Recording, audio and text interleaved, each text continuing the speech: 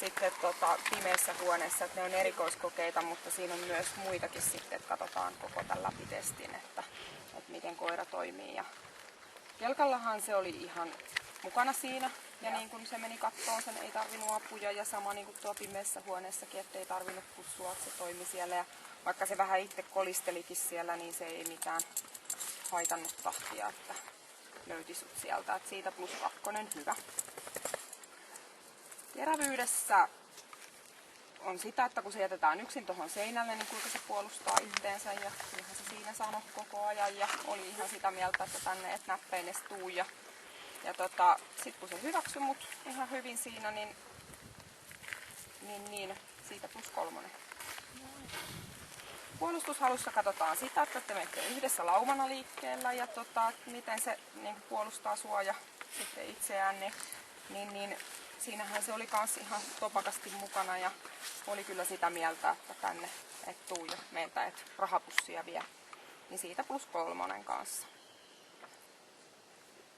Taisteluhalu oli +3 suuri, että se osoitti tässä koko radan aikana sitä taisteluhalua ja tuossa alun keppileikissä oli pikkasen semmoista, että vähän se eli se keppi, mutta joka tapauksessa kuitenkin kun se osoitti sitä niin kuin kaikkialla oikeastaan tässä radan aikana, niin se on +3.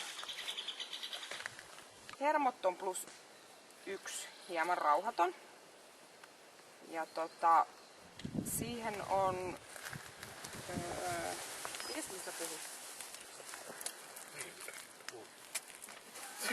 Tuli ihan oikaisuuta yhtäkkiä. Nyt on esimerkiksi 2 tasapainoa esimerkiksi tuossa juoksepäästävyydessä, mikä otetaan tässä monta kertaa. Niin tässä hyökkäyksen jälkeen koiralle jää päälle tämä tilanne.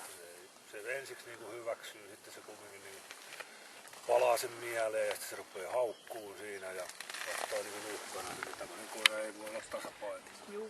Se niin näkyy siinä. Sitten temperamentti, niin tuossa on erikoiskokeena toi tynnyri. Ja siihenhän se kääntyi ja katsoi heti oikea-aikaisesti ja oikeasuuntaisesti. Se yleensäkin koko testin ajan niin se reagoi niin kuin näihin tilanteisiin, että sen kuono kääntyy sinne suuntaan, missä tapahtuu. Ja että siitä +3 vilkas.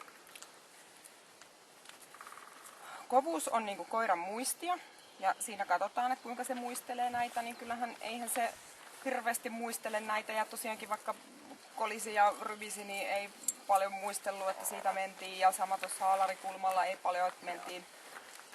paljon muisteltu, että siellä on jotain tapahtunut, niin siitä +3.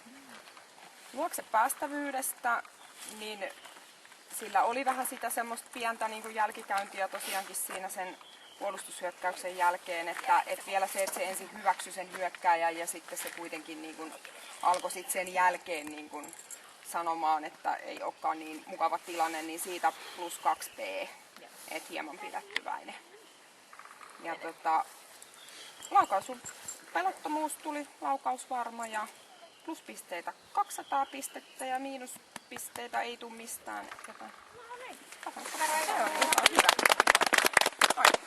Ai ihan kaveri.